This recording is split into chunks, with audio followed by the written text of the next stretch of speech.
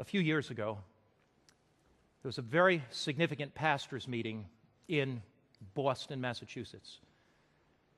It was not a meeting of Seventh-day Adventist pastors. These pastors were evangelical pastors, and they were coming from all over the United States, 300-400 pastors. One of the pastors from Chicago was on an American Airlines flight. He was sitting on the aisle.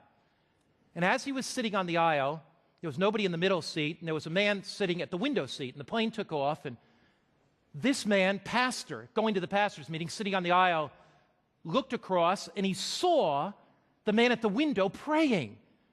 And he thought to himself, great, I've got a Christian seatmate, but I don't want to intimidate him too much and tell him I'm a pastor. So I'm so thankful that I have somebody that's a Christian. So he looked over, the man prayed for a while, and he prayed, and the pastor looked over and he said, you know, I'm just wondering, you must be a Christian. I saw you praying, and I'm a Christian too. And the man looked up with a very scowly-looking face, and he said, what are you talking about? I'm not a Christian. Are you so arrogant you only think Christians pray? Well, the pastor did not quite know what to say, and sometimes, you put your foot in your mouth, you kind of say the wrong thing.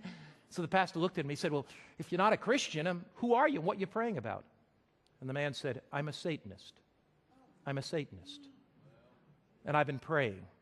And I'll tell you what I'm praying about. You may not be aware of this, but there's a pastor's meeting in Boston. And the pastor said his heart began to beat, the hair on his head stood up, and the hair on his back of his neck stood up, and he said, there's a pastor's meeting in Boston. And I am meeting with a group of Satanists because we believe that Christianity is a relic of the Dark Ages. And when you look at the Crusades and all the brutal persecution, he said Christianity hasn't done anything good for the world, which is a total lie, of course. But he said, I am meeting with a group of Satanists, and we're going to pray that disunity will come into that pastor's meeting. We're going to pray that divorce will take place among those pastors. We're going to pray that their kids will be lost. And I'm meeting with 300 to 400 Satanists. If you are not praying for your pastor, the Satanists may be praying against your pastor. If you're not praying for your city, the Satanists may be praying against it. I was going to Melbourne, Australia to hold an evangelistic meeting. I met with a group of Adventist pastors, and I told them this story. At the end of my series on prayer, in which I urged Adventists to be praying and seeking God, at the end of that, the coordinator of my evangelistic meetings, an Adventist pastor, stood up and he said, I have to speak to all these pastors. He said, my wife was on a train the other day here in Melbourne, Australia. It was noon. She looked, saw somebody praying.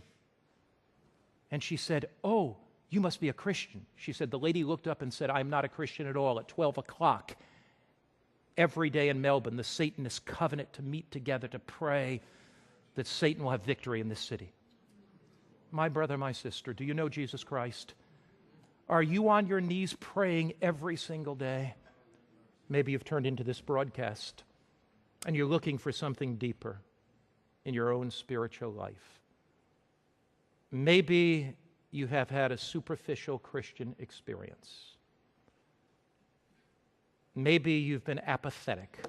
God is speaking to you. He's calling you to set aside a time to pray. He's calling you to set aside a place to pray. He's calling you to pour your heart out to God. The weapons of our warfare are not carnal. They are spiritual. There is a battle between Christ and Satan, a battle between good and evil. We cannot win that battle without the divine power of the living God filling our lives. Will you commit your life right now to earnest intercession? Will you say, Jesus, I don't want the superficial. I don't want an external Christian experience. I want something deep. And each day I'll meet you at the time of prayer. Each day I'll meet you at the place of prayer. Will you bow your heads with me just now?